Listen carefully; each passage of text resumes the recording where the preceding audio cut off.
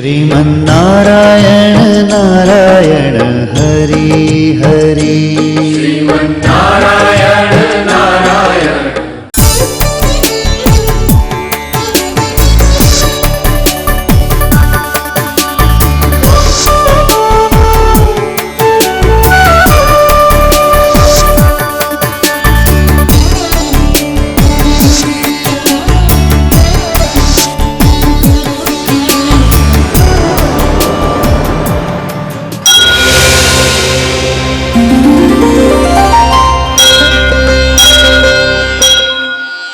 ఈ కార్యక్రమం సమర్పిస్తున్నవారు అవార్డు గ్రహీతల మొట్టమొదటి ఏకైక original Thanjavur art academy, Kalasri Thanjavur art academy, door number 1164, near Panjagutta colony signals, Srinagar colony X road నుండి 9వ బిల్డింగ్, ఇండియన్ ఓవర్సీస్ బ్యాంక్ ప్రక్కన, హైదరాబాద్ 73.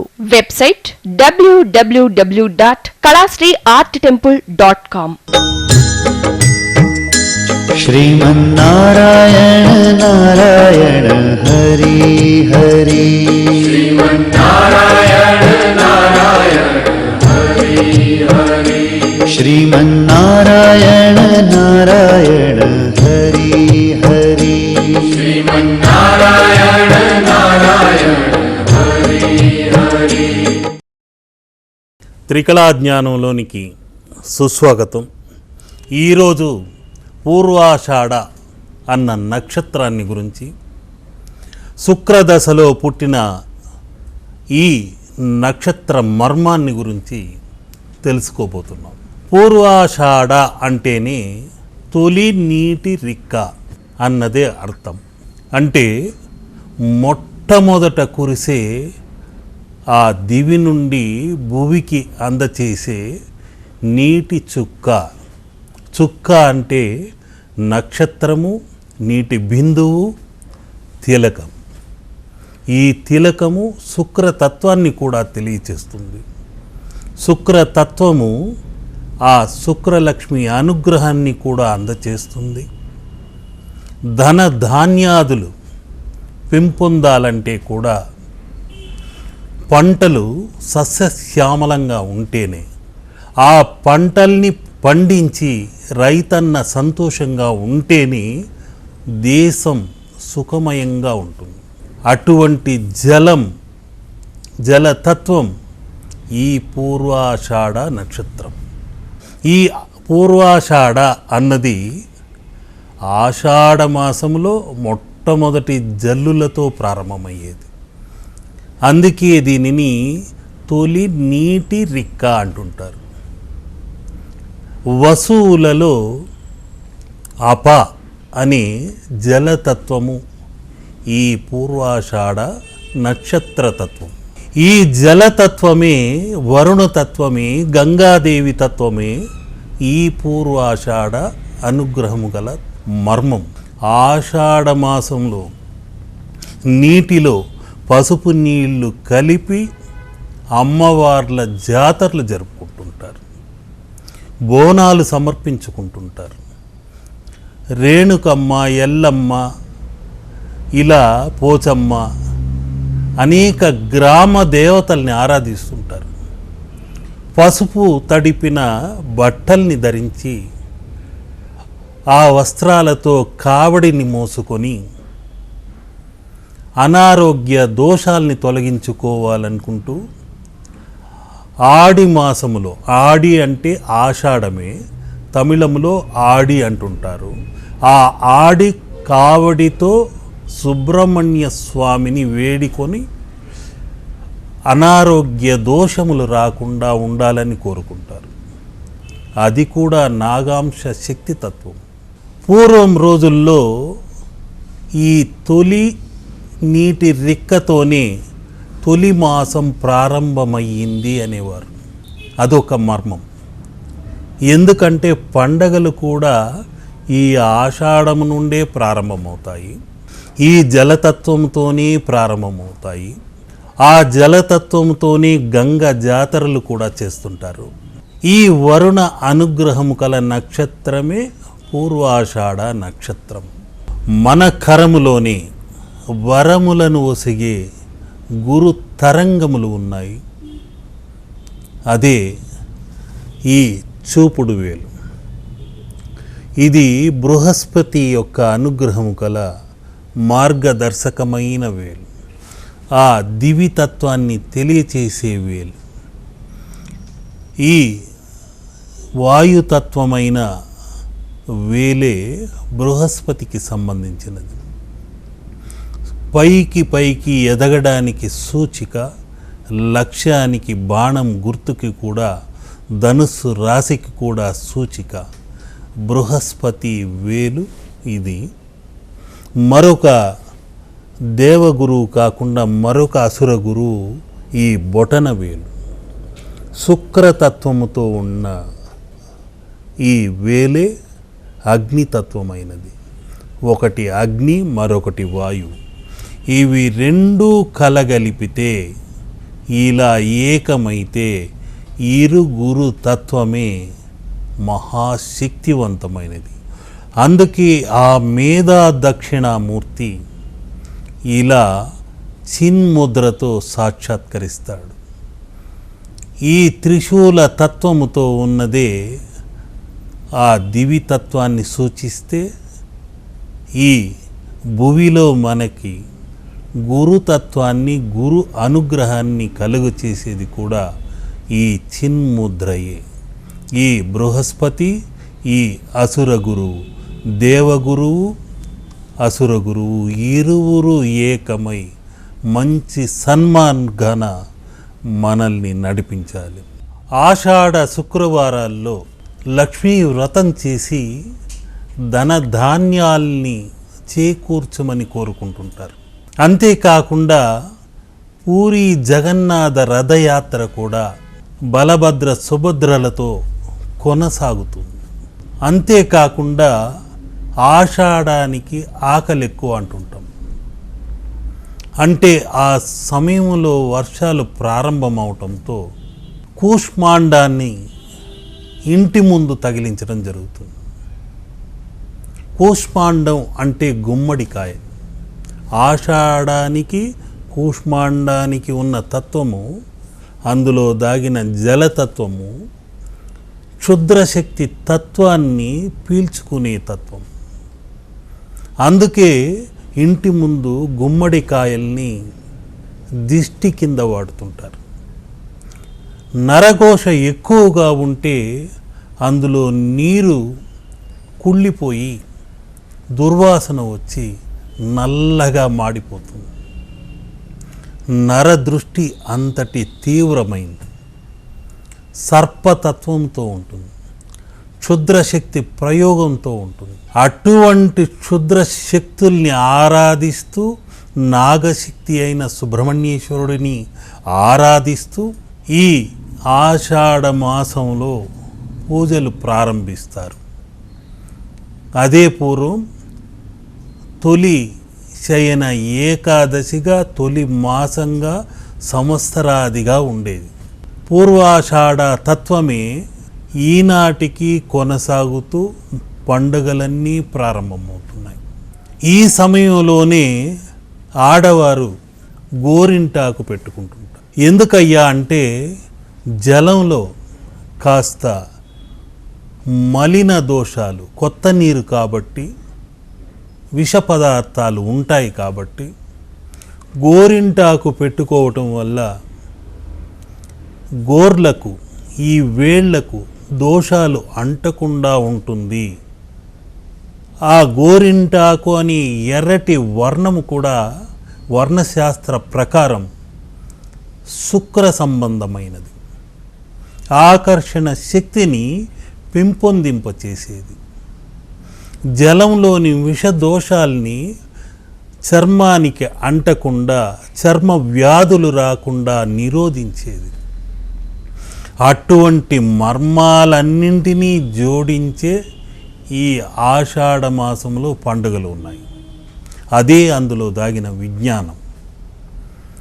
ఇక ఈ పూర్వాషాఢ నక్షత్ర జాతకులకు ముఖ్యమైన యోగిని ఎవరంటే సిద్ధాదేవి. శ్రీమాత్రే సిద్ధాదేవి అయి నమః అని కోరుకున్న వెంటనే వీరి కోరికలన్నీ సిద్ధిస్తాయి. బుద్ధి వికసించి మంచి ఆలోచనలను కల్పించి సిద్ధిని కలుగచేసేదే ఆ సిద్ధాదేవి.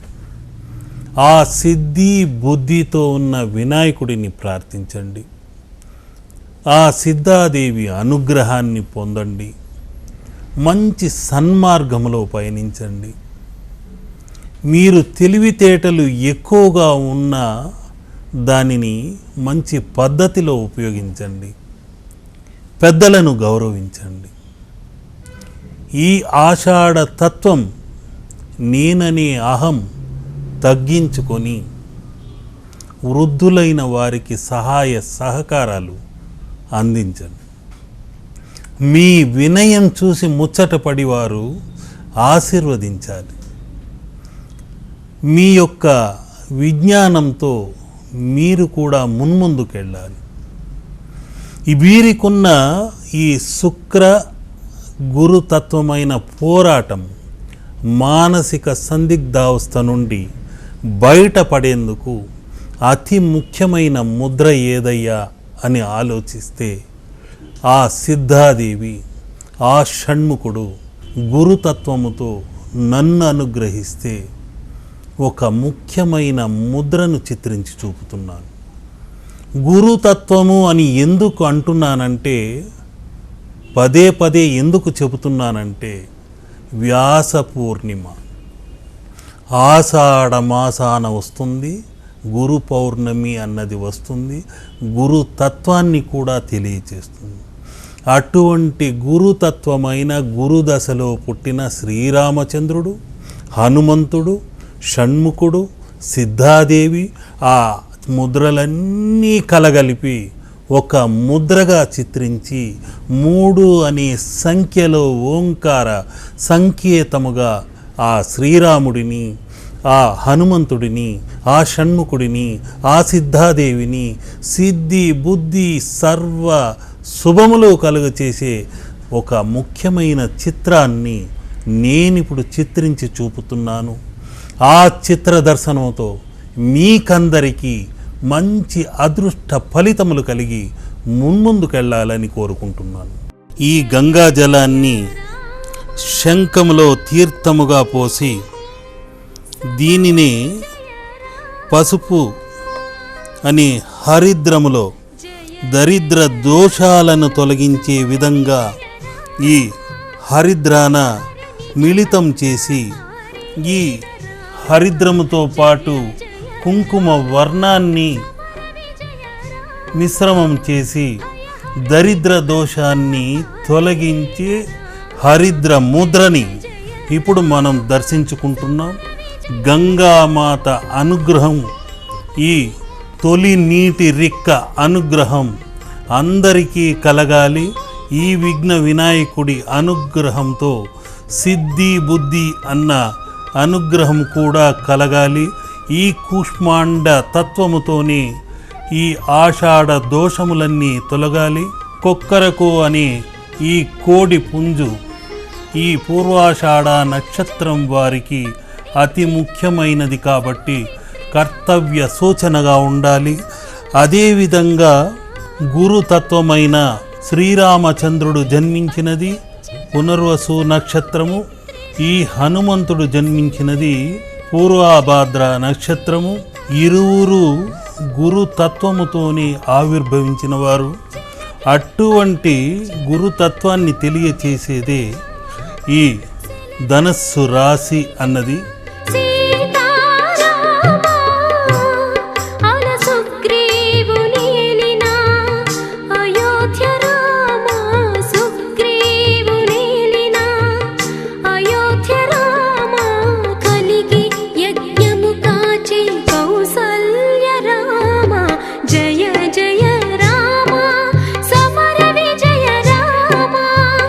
భయ హర నిజ భక్త పారీణ రామ.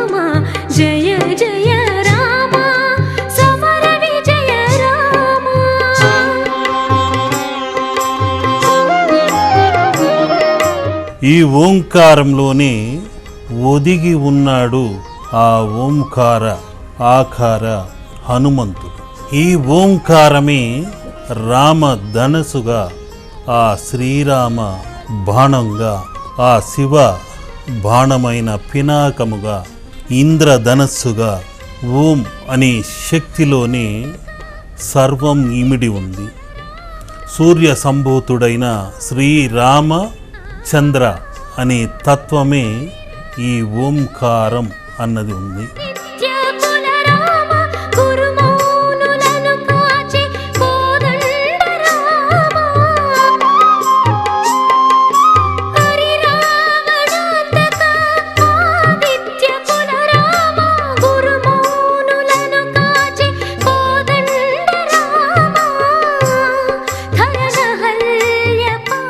ఈ కుక్కుటమే కర్తవ్యాన్ని తెలియచేస్తూ కొక్కరకో అని కో అని ఓంకార ప్రణవాన్ని తెలియచేసేది. ఈ షట్కోణమే షణ్ముఖ షడానన ఆషాఢ అధిదేవతగా, స్కంద షష్ఠి ఆడి కృత్తిక, స్కంద పంచమి అనే తత్వాన్ని తెలియచేస్తూ 6 ముఖములే 6 అనే సంఖ్యయే శుక్ర ఆధిపత్యాన్ని తెలియచేసేది. అదేవిధంగా సిద్ధాలక్ష్మి బుద్ధిలక్ష్మి ఇరువురిని ఆ విఘ్న గణపతి అందచేసేవాడు.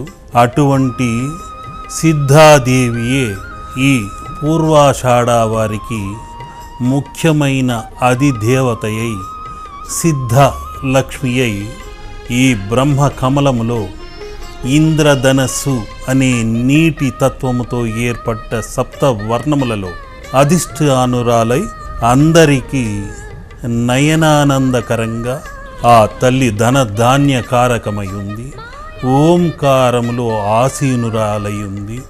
ఆ శ్రీరాముడి వింటి నారి అయి నారీమణిగా, సీతా శిరోమణిగా, శ్రీ శక్తి అనే శిరోమణిగా, అగ్ని ప్రవేశం చేసిన పునీతగా ఆ తల్లి శ్రీరామ వింటి నారిగా ఇక్కడ ఉంటే, ఆ శ్రీరాముడి బాణమే ధనస్సు ఓం అనే ఆకృతిని దాలిస్తే, ఆ ఓంకారములోనే వాలమే ఓంకార వాలమై సూర్య చంద్ర తత్వముతో మనకు దర్శనాన్ని కలగచేస్తుంటే, ఈ ఓంకార అభయ హస్తమే గురుతత్వముతో శ్రీరామచంద్రుడు ఒకే మాట ఒకే బాణం అనే ఏక లక్ష్యాన్ని, ఆ లక్ష్మీ తత్వాన్ని తెలియచేస్తున్నాడు.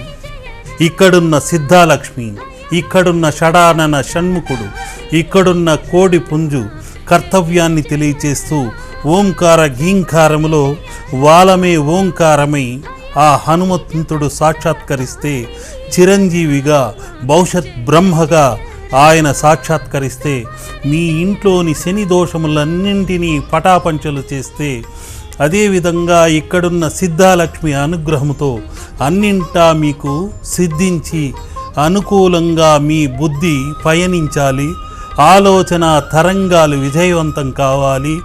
ఈ సూర్య వెలుగులో, ఈ చంద్ర వెలుగులో, ఈ రామచంద్ర అనుగ్రహంతో మున్ముందుకెళ్ళాలని కోరుకుంటున్నాను.